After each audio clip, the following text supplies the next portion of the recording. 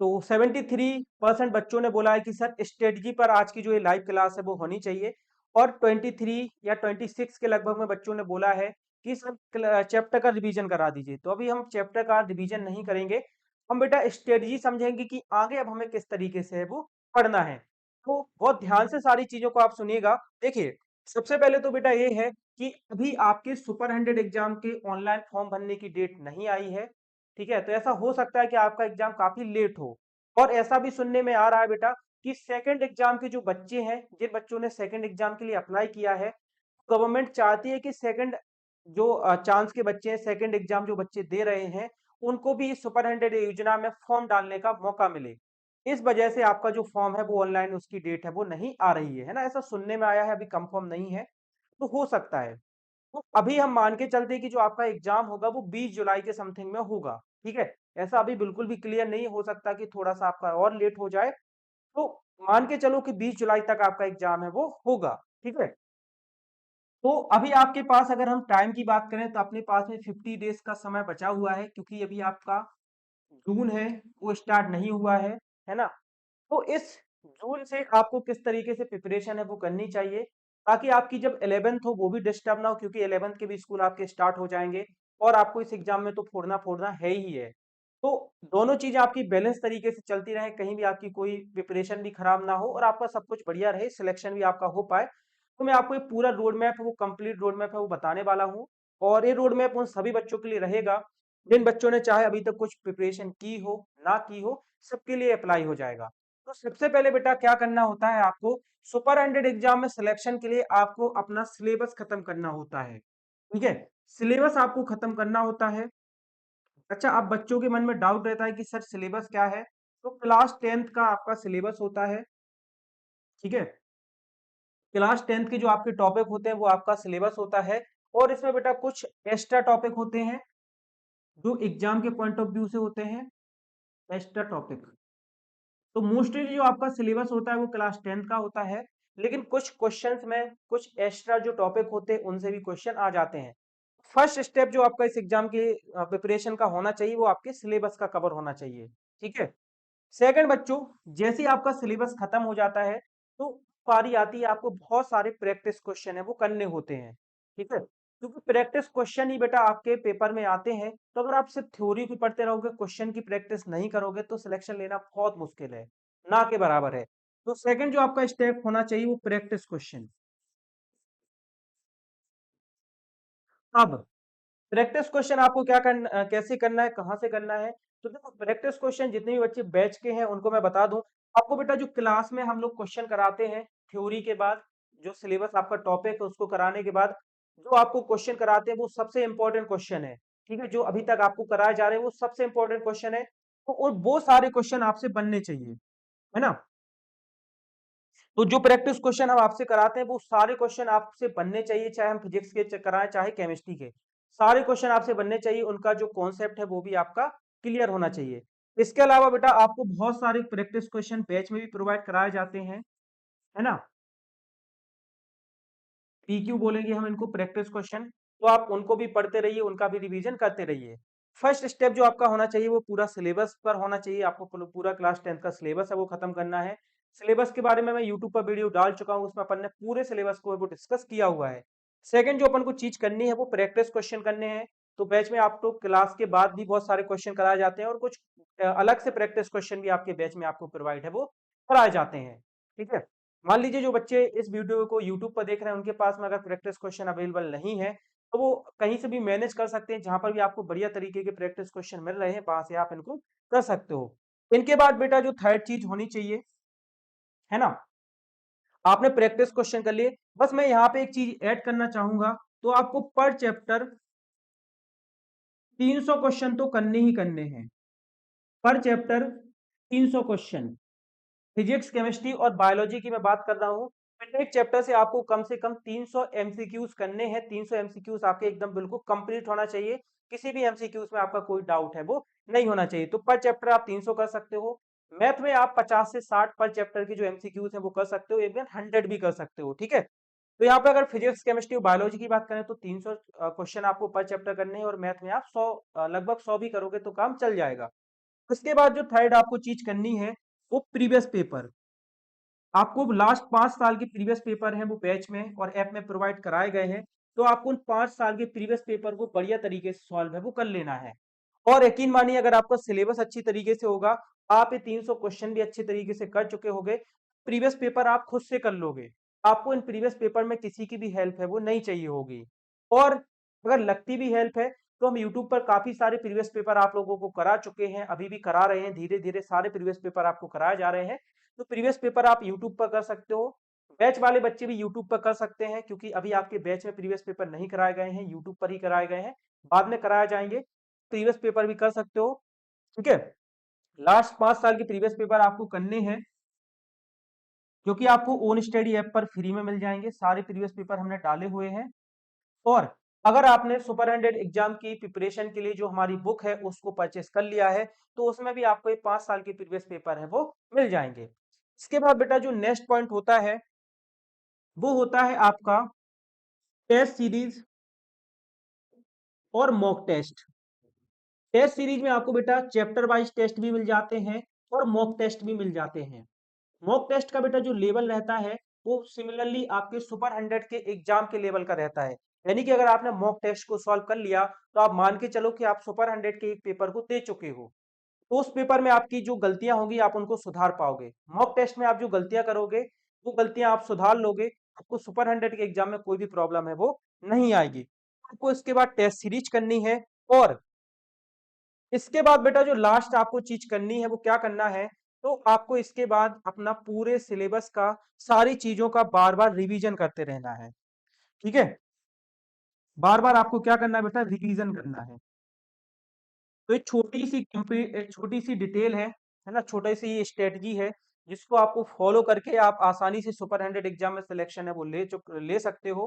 ठीक है। पिछले साल भी बेटा काफी सारे बच्चे पढ़ रहे थे, उनका सिलेक्शन इवन 203 बच्चों का सिलेक्शन इसी बैच से हुआ था। तो उनको भी जस्ट मैंने यही चीज बताई थी, तो इस मेरे जो पुराना अनुभव उस पर बेस्ड मैं आपको ये सारी चीजें हैं वो बता रहा हूँ। देखिए बच्चों का सिलेक्शन नहीं होता है, क्यों नहीं होता है, उसका जो सबसे मोस्ट रीजन रहता है तो प्रैक्टिस क्वेश्चन होता है उनके पास में। जो क्वेश्चन होते हैं वो प्रैक्टिस के लिए नहीं होते। वो क्लास 10th की एनसीईआरटी पढ़ते रहते हैं, अपने जो सिलेबस है उसको कवर करते रहते हैं, टॉपिक को पढ़ते रहते हैं, लेकिन बच्चों को उस टॉपिक की जो एमसीक्यूज उन टॉपिक से बन सकते हैं, क्वेश्चन बन सकते हैं, उनकी प्रैक्टिस है वो नहीं करते हैं। और उनको इतने बढ़िया क्वालिटी के जो क्वेश्चन है वो भी प्रोवाइड नहीं हो पाते, जिस वजह से बच्चों उनके सिलेक्शन के चांसेस है वो बहुत ज्यादा कम हो जाते हैं। तो मेन जो चीज है वो प्रैक्टिस क्वेश्चंस है। बाकी प्रीवियस पेपर तो यूट्यूब पर हम फ्री में आपको करा ही रहे हैं। और एक टेस्ट सीरीज वगैरह है। तो ऐसे दो इंपॉर्टेंट पॉइंट्स हैं उन पर आपको ज्यादा फोकस करना है। एक तो टेस्ट सीरीज हो गया और एक प्रैक्टिस क्वेश्चन हो गया। ठीक है। टेस्ट सीरीज वगैरह जो सारा मटेरियल है वो आपको ओन स्टडी ऐप पर मिल जाता है। बस आपको इनको परचेज करना होता है ना। और वैसे भी अभी बच्चों हमने एक क्रैश कोर्स है वो लॉन्च किया है, उसमें आप 15 से 20 दिन में भी पढ़कर बढ़िया तरीके से इस एग्जाम की प्रिपरेशन है वो कर सकते हो। देखो बिना प्रिपरेशन के इस एग्जाम को देना उतना टाइम वेस्ट करना है ना। क्योंकि बिना प्रिपरेशन के इस एग्जाम में सिलेक्शन लेना तो पॉसिबल है नहीं, तो वो आपका टाइम वेस्ट ही माना जाएगा। तो अगर आप टाइम वेस्ट करना नहीं चाहते तो आप इस एग्जाम की प्रिपरेशन करो। ठीक है। अब बेटा अगर इसके अलावा किसी बच्चे का कोई डाउट हो, कुछ पूछना हो आपको, तो पूछ सकते हो।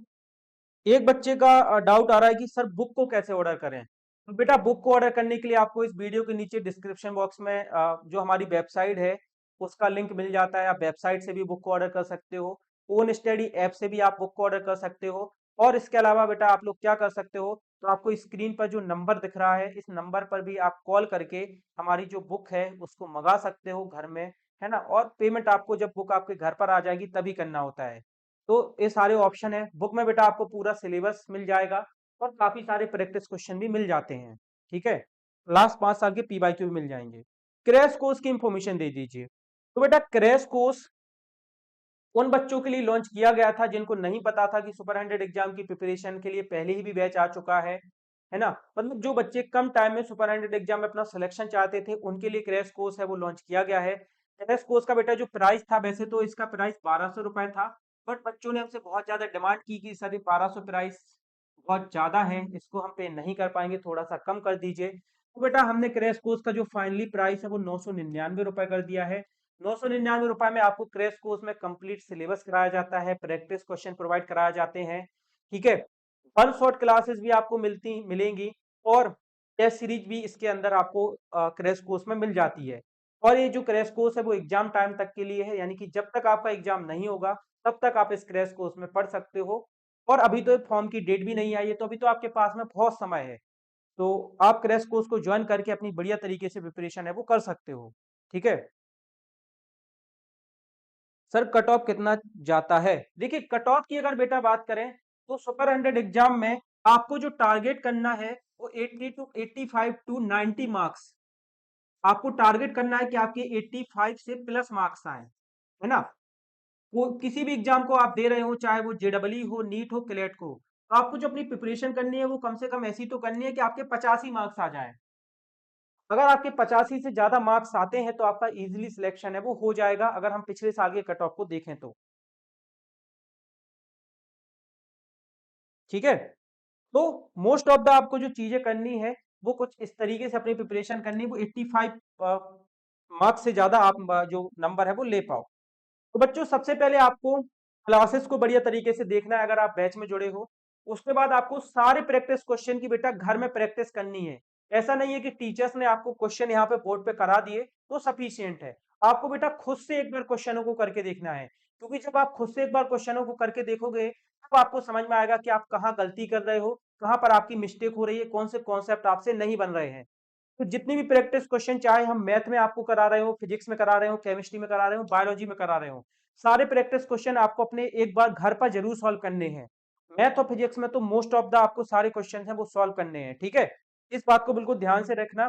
जो बच्चा प्रैक्टिस क्वेश्चन को सॉल्व कर लेगा उसका सिलेक्शन है वो हो जाएगा। जो नहीं करेगा तो वो चाहे होम स्टडी से पढ़े, चाहे किसी से भी पढ़े, चाहे ब्रह्मा जी आके उसको स्वयं पढ़ाए, तो भी बेटा उसका सिलेक्शन नहीं होगा। तो अगर सिलेक्शन चाहिए तो पढ़ना पड़ेगा, बिना पढ़े सिलेक्शन नहीं होगा। ऐसा नहीं है कि सिर्फ आपने वो स्टडी के बैच को ज्वाइन कर लिया तो आपका सिलेक्शन हो जाएगा। आपको पढ़ना भी पड़ेगा बेटा। जो चीजें हम आपको प्रोवाइड करा रहे हैं उनको आपको पढ़ना पड़ेगा, समझना पड़ेगा।